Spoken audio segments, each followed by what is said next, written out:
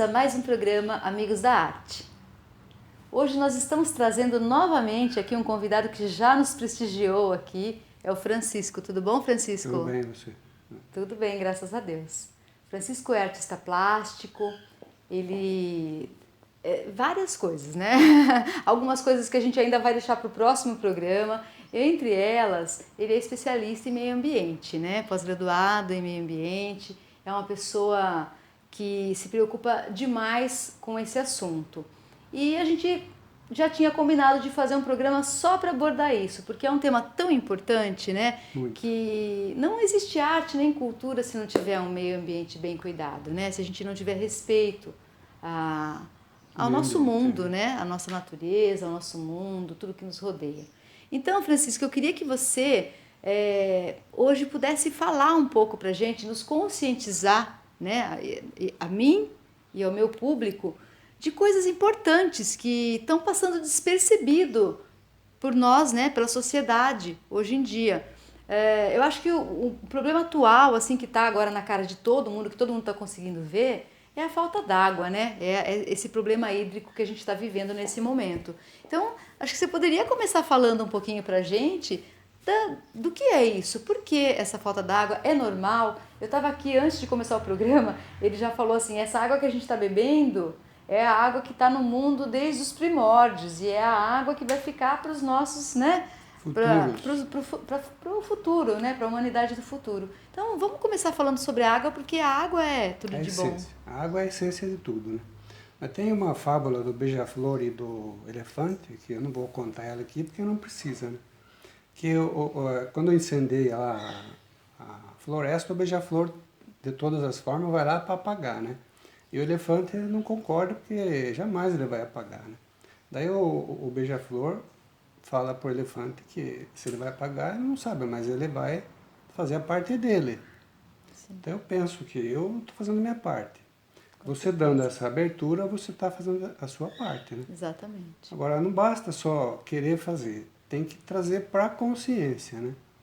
Então, para mim, dar uma palestra numa escola, que é um trabalho voluntário, eu fui fazer a pós-graduação em Direito Ambiental.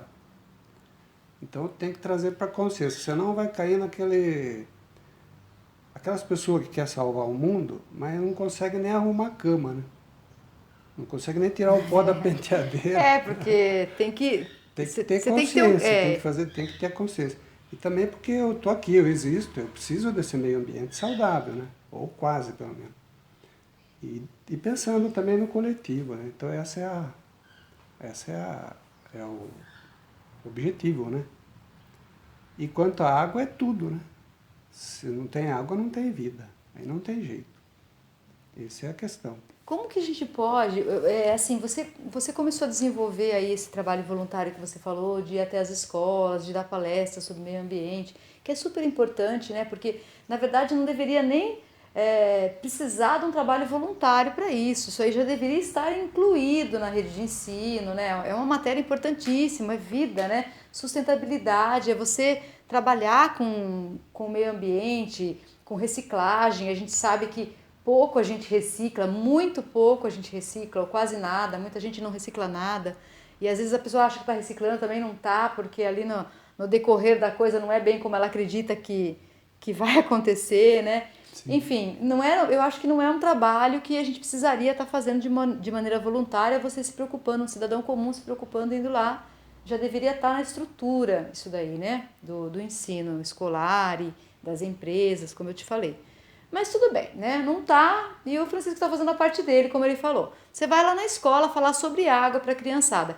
Como conscientizar para as crianças, como fazer esse trabalho de conscientização da importância da água, que água, criança abre a torneira, não tá nem aí, não tá vendo aquela água limpa lá, né? Tratamento, tratada, e ela não tem, na verdade, ela não tem nem maldade quando ela desperdiça água, ela realmente não sabe, né? Como que você faz esse trabalho? É que os adultos, na sua grande maioria, também não têm consciência. Esse é o problema, né? Mas voltando um pouco aí para o histórico do planeta, né? O planeta, 71% é coberto por água, a superfície 71% é água. 29 são os continentes. Desses 29, 15% são a parte da areias, né? E área gelada. Então sobrou aí 14. 7% são as matas nativas, florestas. E outros 7% é o que nós temos para manipular. Então nós só temos 7%. E dessa água total aí que tem, nós temos 3% de água doce. O resto é tudo do mar. Tudo do mar. E só 1% nós temos acesso. Né? Então, olha bem, nós só temos 1% de acesso de água doce. E ainda está aí, né? A maioria dos municípios brasileiros ainda joga, a maioria não, uma grande parte, né? Esgoto sem tratado. Tem ainda tem 35 milhões aí de pessoas que não têm água tratada. Então, a situação da água, tem muita água, mas ela é cara. E as pessoas, na sua grande maioria, aí, as autoridades, eles não têm muito interesse, né? Porque senão o saneamento básico, né? Agora, espera um pouquinho, deixa eu ver se eu entendi. Essa nossa falta d'água no momento, esse problema hídrico que a gente está vivendo, isso é uma coisa que sempre vai existir, de época do ano? Ou isso tem um vilão por trás? Alguma coisa que a gente está fazendo errado está causando isso? O problema assim, a nível global, nós não temos como manipular o meio ambiente, assim, no global. Que a nossa, você pega o mar, por exemplo, os oceanos, né, que é 71% de água. A profundidade média disso é 3.800 metros. Veja a quantia de massa d'água que tem ali. Né? Então nós não temos como manipular. Fala assim aquecimento global, por isso que está todo esse sumiço d'água. Mas na realidade existe época que chove mais, época que chove menos. Época que está mais frio e época que está menos. Isso volta à normalidade depois. Isso volta à normalidade. É que nós estamos vivendo hoje, achamos que o mundo só existe porque nós existimos. Mas é um ciclo. É um ciclo. Às vezes 20 anos para cá, 20 anos para lá. Quando eu era criança, a minha época eu estava estudando, eu teve uma época mais fria. E realmente, hoje eu lembro que era bem mais frio. E deixa eu te perguntar, o aquecimento global existe? Não. Não existe. Porque eu ouvi falar que isso daí é uma coisa que não deveria causar essa preocupação. Não, porque o que eles querem? Eles querem diminuir o CO2. E se você tirar o CO2, acaba a vida. É um negócio, é tão contraditório isso aí que não Então não é motivo de preocupação? O aquecimento global, não. Não. E será que não é o que a gente faz de errado para a gente mesmo no hoje que causa uma preocupação para essas pessoas que falam para de fazer isso que vai causar um aquecimento global? Não, nós não temos essa força de mudar o... Sim. Não temos. Então, nós não temos, você já falou, realmente não é... É micro. Sim. Mas você acha que aquilo que as pessoas falam, essa poluição, essas coisas que eles falam que levam ao aquecimento global, isso é prejudicial de alguma forma para quem está vivendo no hoje? Será que isso não é uma maneira que talvez eles estão falando errado? Olha, se continuar fazendo isso, vai acabar com... vai provocar o aquecimento global, vai fazer um furo ali na atmosfera. Quando eles falam de CO2 na atmosfera, eles colocam aquele chaminé com um monte de fumaça, aqueles momentos onde cai um bloco de gelo, afunda, é uma forma de deixar as pessoas preocupadas, né? Mas Sim. na realidade, aquele bloco de gelo que afundou no mar, ele já estava no mar. É que as correntes mais quentes de água, que é tropical, que vai para aquela região, ele acaba derretendo o gelo por baixo.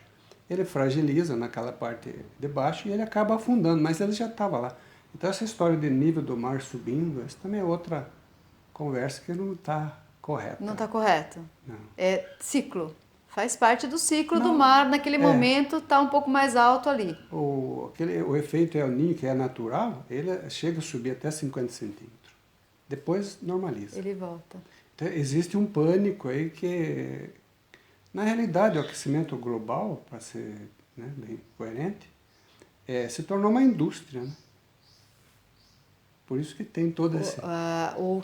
Você tema, fala o tema. o O tema assunto, aquecimento global se transformou numa indústria. indústria. Numa politização também, né? Geopolítica. Sim. E a Amazônia? Aonde ela entra nisso? O que se fala da Amazônia hoje? E o que você concorda e o que você não concorda? Primeiro que ela não é o pulmão do mundo, né? A nível assim, de superfície, ela é a maior floresta do mundo, né? Mas assim, a nível de mexer com o planeta, ela não mexe nada. Ela não tem essa capacidade toda que falam. Não, Ela não. simplesmente é o maior Sim, mas o ela... espaço florestal do planeta. Tanto é que o que ela produz, ela por si só, ela acaba absorvendo, né? Ela tem essa... Então as pessoas estão assustadas Então você demais. veio aqui para desmistificar Não é a conversa da Amazônia e do aquecimento global e da água. Gente, ele veio sim, ele veio desmistificar isso daí. Não, eu tô achando interessantíssimo, porque eu sou contra a gente ficar assim, sempre só com com aquele mesmo discurso né? Nossa, como que nós, o ser humano, que pode-se dizer que, com todo respeito à nossa espécie inteligentíssima, nós somos o que para o planeta? Uma parasita, né? Se for olhar bem friamente, né? Se for com a razão. O que mexe no clima como eu falei, essa grande massa d'água. Isso sim mexe, né? E também as modificações solares. Que Isso fazem sim, parte já. isso sim é uma potência. Nossa, isso é uma potência. Agora nós, com a nossa pequenez em termos de influência, não vai ter. Bom, Não vai ter. Nós estamos sim acabando com o meio ambiente local, regional. Então Isso é o perigo. É isso que eu queria chegar A queima de combustível fóssil joga para o ar muito enxofre, por exemplo. Metano, no caso das pastagens, né? Mas que bom que tem as pastagens, porque assim nós temos proteína, carne. Então quem não quer que esteja pastagens, que também não coma carne, né? Porque se eu quiser comer carne e quiser a floresta de pé lá, então nesse caso eu teria que optar por alguma coisa. Agora os dois eu não posso ter. Então falta muita consciência. Então a pessoa que quer ter a carne e a árvore, a mata, então que plante uma árvore no fundo do quintal Entendo, é que assim... coloque um boi lá em cima e crie ele lá. Porque você tem um raciocínio meio rápido, não sei se o público acompanha até, porque... Não, imagina. É porque assim, também existe um tema aí sobre seria devastação, o que é? O corte de árvores para se ter uma pastagem, para poder criar um gado, é isso? Tem gente que critica isso aí. Eu não sou a favor de destruir mata nenhuma, muito pelo contrário, né? Essa é boa. Mas como que nós vamos tratar de... Entendi. Hoje deve ter uns 8 bilhões de seres humanos. Como que não é tratar de todas essas pessoas todas sem ter plantação assim, absurda de grande? Senão não tem como tratar de todo esse pessoal. O que precisa, Ana Beth, é parar no que está e cuidar bem o que tem. E reflorestar áreas que foi devastada e que pode ser reflorestada. O que você achou então daquela multa que eu não sei se foi o IBAMA que colocou na aldeia indígena? Você chegou a ver essa matéria esses dias? Não cheguei. Assim, tem uma aldeia de índios ali, né? E como chega ali o desenvolvimento ali, né? Essa coisa do progresso aí, os índios adquiriram máquinas tal, e acabaram fazendo uma plantação, um plantio, né? E aí parece que tomaram uma multa, porque ali era uma área de, como que se fala? Reserva indígena, era uma reserva indígena e não podia ser transformado no que foi transformado ali, só que eles fizeram aquilo para que eles pudessem plantar, entendeu? E não, índio tem que caçar, índio não pode, né? Então, eu não sei, estou falando assim porque eu acho que chegou um pouquinho no que você está falando. E a pessoa tem que ter o direito, então, de Existe uma zona escolher. legal de 20% lá que ele pode mexer. O que tem são Sim, grandes. a gente não tem os dados, eu não tenho, né, aqui os dados técnicos aí de porcentagem, de nada. Mas assim, culturalmente falando, você acha que realmente eles têm esse direito de se modernizar e de trazer isso para a aldeia? Ou por Sim, conta deles terem uma reserva, eles têm que manter aquela cultura sempre daquele jeito? tem gente que quer viver na pré-história, né? Mas eles mesmos, eles querem que os outros vivam na pré-história, né? Sim. Não tem como segurar. Os Estados Unidos teve muito índio, vê se tem hoje um, não tem ninguém. Então não tem como segurar o progresso. Agora não pode destruir. Tem que ter o progresso. Por que o índio não pode ter uma vida Sim. melhor? Ele deve ter, ele precisa ter, ele é gente também. Agora, o que existe é, o problema, penso eu, do jeito que você está falando, tá por detrás, né, deles, né? Deve ter outras coisas É por o detrás. geopolítico lá, né? O que você falou, né? Provavelmente, provavelmente. Então a Amazônia não é o pulmão do mundo. O pulmão do mundo pode ser considerado as algas marinhas. Lá sim, produz muito. Aí sim Até produz porque tem muito. muito, É. né? Se, Se se, 70% é mar, imagina quanta alga não tem. muita. Aí sim tem muita. E aí você falou da alga marinha e eu lembrei de ter visto alguma coisa assim no seu trabalho ali de arte, né? Ah, mas é inconsciente, Anabete, é Ele tá na minha inconsciente. cabeça, que nem aquela vez. É Tá na minha. inconsciente, inconsciente. Eu vi ali umas Uhum. que me lembrou as algas ali. Deve existir umas ligações, mas que eu também não sei explicar, não? Porque também tá na sua cabeça, né? Então quando você vai criar, aquilo tá dentro de você e você acaba colocando de certa forma, né? Então, a Amazônia... Era uma árvore de algas, não era? Era o verdadeiro pulmão do mundo. Olha, eu bati o olho ali, hein, gente. Eu nem estudei direito ali a arte dele, mas ele. Então, o pulmão do mundo não é a Amazônia, tá? Não é não. Essa é uma mentalidade que se formou ali e como a maioria das pessoas não pesquisa, não vai atrás de informação, Acredita naquilo que vem acredita. Ela pronto. vê aquele bloco de gelo caindo, meu Deus, aquilo vai acabar o mundo. Sim. Bom, eu queria saber então o que seria importante hoje a gente conscientizar essas crianças. Eu queria que você falasse pra gente aqui um pouquinho, porque você desmistificou muita coisa. Agora, o que realmente, como a gente pode ajudar? Levando esse conhecimento para as escolas. Mas será que se a gente falar dessa forma, eles não vão falar assim, ah, então a gente pode destruir, a gente pode fazer qualquer coisa porque não tem perigo de acabar Não, nunca? mas então, o que está precisando explicar mais aqui é o local. Se você destruir o Pantanal, por exemplo, você vai criar um grande problema. Porque o problema está sendo regional. Se você destrói a Amazônia, você vai ter problema. Se você destrói o Pantanal, você vai ter problema. E se a gente destrói a nossa cidade, aqui onde a Vai gente ter vive, problema. por exemplo, com lixos, né? Tudo.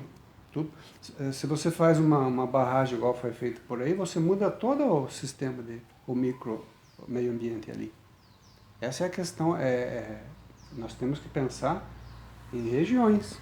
Então a gente teria que repensar o meio ambiente não como com tanta polêmica. Eu acho que a gente teria que existir uma matéria escolar até, talvez a própria geografia ser atualizada para esse tipo de matéria, fazer uma geografia em prol ao meio ambiente, onde as pessoas pudessem entender a importância de se manter aquilo que existe, né, até um certo grau, e como fazer para manter aquilo, como fazer para não destruir. Como eu faço para manter a minha cidade aqui, a cidade de Tietê, entendeu? Sustentável, né? Trazendo para ela um pouco de progresso, sem interferir na natureza? Seria uma disciplina? Seria uma disciplina escolar? Pode ser. E que nem no caso você está dando essa oportunidade, né? A nossa colega Adriana poderia também estar fazendo isso, ampliar mais isso, né? Esses Entendi. assuntos, né? E quem tem conhecimento, vai nas escolas. Mas é o beija-flor, né? É o beija-flor porque quanto mais conhecimento a pessoa tem, mais livre ela se torna. Isso também não é interesse. Não. Então tem esses detalhes também. Uhum. Então, para conscientização, precisa ter muito apoio, É verdade. muito ajuda. Nós estamos sempre à mercê aí dos políticos. Aí a verdade é essa, porque enquanto eles não mudam a situação, eles não colocam políticas públicas realmente de valor, né, que tenham valor. Então, enquanto cultura não for pauta, enquanto meio ambiente não for pauta, né, educação não for prioridade, enquanto não existir essa pessoa que vai fazer essa mudança, a gente precisa fazer esse trabalho de beija-flor, esse trabalho de formiguinha, né, esse trabalho de quem consegue ter esse pensamento, pensar no futuro da humanidade, pensar, olha, eu vou fazer melhor aqui, pelo menos para o meu bairro, né? Vou até a escola. Tinha um programa antigamente que era amigo da escola, né? Que o pessoal se reunia na escola no final de semana, o pessoal do bairro e tal, para trazer coisas interessantes e valores aí para as crianças, né? Projeto quando é bom, o povo corta. Você entendeu? Infelizmente, projetos ótimos que já aconteceram, que a gente não vê hoje em dia mais. O que precisa realmente é cuidar melhor da sociedade. Ela está um pouco, se não tudo, doente, né? O saneamento básico precário na maior parte do Brasil aí. Energia elétrica cara e ineficiente. As indústrias pagam uma fortuna. E quem é o culpado do meio ambiente joga tudo na culpa no agronegócio, na indústria, sendo que não é isso aí. E uma pessoa que pensa assim como você, teria condições, ou teria vontade, teria coragem de repente enfrentar e entrar aí para o meio político para tentar fazer alguma coisa? Não, porque... Poxa vida, é uma pergunta meio difícil. Eu gostaria de responder ela, mas... Eu vou deixar você um pouco mais à vontade. Eu também não entraria. Eu acho que eu também não entraria, entendeu? É complicado, né? Você... É a mesma coisa que você mergulhar no mar de tubarões, né? Os políticos só vão mudar quando a sociedade mudar. A sociedade precisa levantar primeiro, então, essa bandeira, né? Sim, nada muda... Não adianta esperar de lá, né? O mundo muda quando o povo... O mundo, assim, né? Mal dizer. Só há mudança quando o povo quiser, de fato. Muito bem. Olha... Continua. Nossa, da outra vez a gente bateu um papo aqui, acabou tão rápido, e hoje parece que foi muito mais rápido. Parece que a gente acabou de começar. Nem começou? A gente nem começou a conversa. Por isso que a gente vai fazer o seguinte, você vai vir mais vezes aqui. Tem muito assunto para falar. Porque a gente tem que ter essa conversa, né? A gente precisa fazer esse nosso papel. Eu acho incrível, adoro Fique quando... à vontade a hora que você quiser. Sim, precisamos fazer sempre assim, né? E aí, fora que... Logo, a gente tem muito mais assunto, né? Logo vai ter mais assunto ainda interessante para a sociedade. Tem muito mais. Então a gente vai fazer isso. De vez em quando você vai... Pode chamar. Por favor, aqui se apresentar no programa Amigos da Arte, porque tem muito conteúdo, ele tem muito conteúdo interessante para que a gente possa ampliar aí os nossos conhecimentos, né? Olha, Francisco, muito obrigada. Eu queria agradecer você. Parece que nem passou o tempo, gente. Nem acredito. Foi assim muito rápido. E que esse seu exemplo, né, passe aí para os nossos espectadores e que todo mundo tente realmente pensar um pouquinho mais, né, nessa... Tem que pensar, né? Deixa um recadinho final pra gente, fala alguma coisa aí pra gente fazer, deixa uma lição de casa. Mas essas pessoas que normalmente assistem seus programas já são pessoal mais consciente, né? Então, mas a gente vai impulsionar, a gente manda para que as outras pessoas... Você que está assistindo o programa hoje, mande esse programa para outras pessoas. Passa para frente. Passa para frente. Olha, eu estou sempre fazendo esse pedido. Inscreva-se no canal, acompanhe o programa Amigos da Arte no YouTube. Ele está indo hoje, vai para a nossa região toda, para diversas TVs locais aí das nossas cidades aqui da região. Mas faça isso, pegue esse programa de hoje, envie para alguém, pega o link, envie para alguém que você gosta, para alguém que você acha que talvez aprenda um pouco com esse nosso assunto, com esse nosso tema, tá? Eu agradeço demais aí a audiência de vocês, agradeço novamente aqui aos meus parceiros, os parceiros do programa Amigos da Arte, que me ajudam a manter essa vitrine aqui de tanta coisa interessante para poder passar, para estar dividindo aí com vocês. E quero uma lição para casa. Fala aí, o que a gente pode fazer para melhorar? Buscar informação. Primeira coisa. E tomar cuidado quando você usa água, né? Porque a água tem abundância, só que ela é cara para as pessoas. Então, saber usar água. Só para você ter uma ideia bem rapidinho, que você está terminando mesmo. A tarifa mínima lá na minha cidade é R$ 30 para 10 mil litros. Aí você tira a taxa de esgoto, que é 100%, sobrou metade desse valor. Se você for comprar essa mesma quantia de água no mercado com galões de 20 litros, você vai pagar 5 mil no mês. De água. Eles estão tendo 10 mil litros Por R$ 30. Nem isso, né? Por 15, né? Por 15. Então, tá tudo muito fácil, né? Tá tudo muito na mão. Então, vai buscar essa conscientização, né? Não é porque tá barato que vai lavar calçada e embora. Gente, é isso. Vamos fazer o seguinte, então. Vamos tentar, como lição de casa, pegar esse momento agora que a gente está tendo de racionamento, né, de água, que acredito que em vários lugares do Brasil todo a gente está com racionamento, tentar trazer esses costumes que a gente faz em época de racionamento para o nosso dia a dia, né? Usar com um pouco mais de sabedoria, né, com um pouco mais de responsabilidade a água. Cuidado, muito cuidado. Muito obrigado, Francisco. Agradeço demais aí a sua conversa, os seus ensinamentos pra gente. Vou esperar que mais próximo do que você imagina, a gente volta a se reunir então para conversar um pouquinho mais. É só chamar. Pessoal, muito obrigada. Fiquem com o programa Amigos da Arte semanalmente, acompanhem. Até o próximo.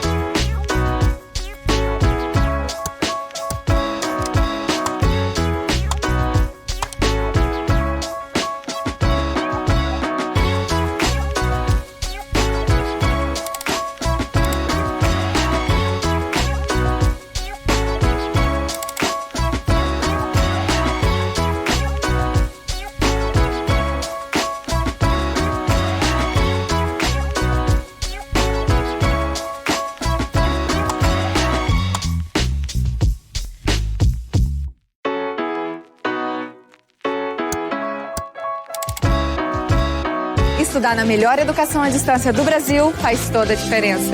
Matricule-se. Você aprende sem abrir mão dos seus compromissos, como a Ana. Eu estudo nas horas livres e passo mais tempo com a minha filha.